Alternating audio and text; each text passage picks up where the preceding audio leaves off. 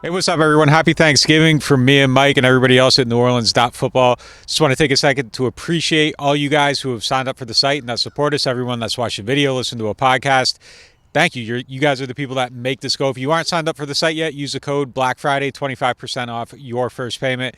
And it is time for the weekly mailbag. Our first question, there's some news about Sean Payton possibly being interested in Arizona and the Chargers.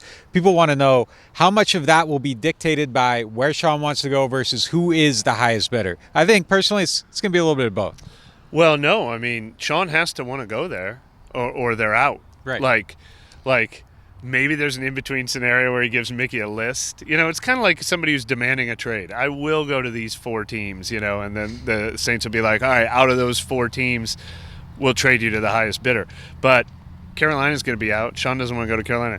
Indy is definitely going to be out. He's not going to want to be a part of that mess. Sean is going to be picky, and he will. I don't know how it gets conveyed legally, what's tampering, what's not tampering, what has to happen first, how the Rooney Rule factors in, but it'll somehow be conveyed to the Saints.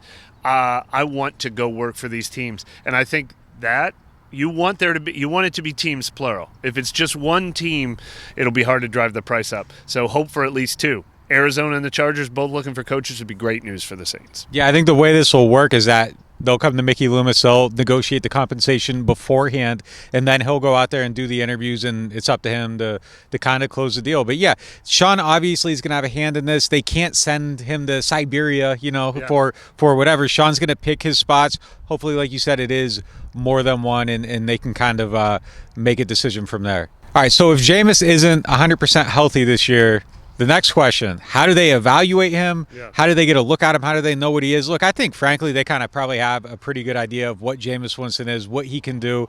There's a little bit of an element of unknown with this cast of receivers and everything, but I'm pretty sure they got a pretty good exposure of him last year. I think they know who he is as a player. I don't think that there's a lot of surprises here. The one thing that we haven't seen is the effort he put into the intermediate short game to really kind of get that going. That was his point of emphasis this offseason, and that hasn't been able to really manifest in the offense the way they'd like. But I don't think that there's going to be a shocking thing with Jameis, whether he plays or whether he doesn't play. Well, but I'll actually take a little different approach in that I think if he does not play again this year, then he's not playing again for the Saints, period. I think if they are considering and want to find out what exactly do we have for next season, if they're repairing probably some fences that need to be mended with everything that went on about whether he was going to play or get his starting job back, I think that needs to start to take place by the end of this year. If they leave him on the bench this whole season, I can't imagine a scenario where they turn back to him next year. So I think it's still possible, but I think that they would have to get him back in the lineup after the bye week, both as a sign that they're still interested in him and for them to find out more about him. Yeah, I guess the question is if he's injured and can't play. I don't think that after 8 years there's a surprise. Here's Jameis. Nobody's ever seen this before. I think there's a pretty good idea of who he is and what he can do in the offense. I think he does. Best case for him, he can get in there and maybe change minds, exceed, do really well. But yeah, I agree with you. If he is healthy, they do need to find a way to get him in there, unless somehow they go on a winning streak here and Andy Dalton's super red hot and they decide to stick with him. Last one, ham or turkey?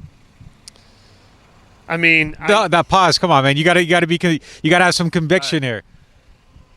I still eat turkey every year. That's what's presented to me at my table, but. I think I'd get a little more excited if they said we're switching to ham this year. I think I prefer ham. Well, that's just un-American. We are a turkey show. Enjoy your Thanksgiving, everybody. And again, thank you for supporting the site.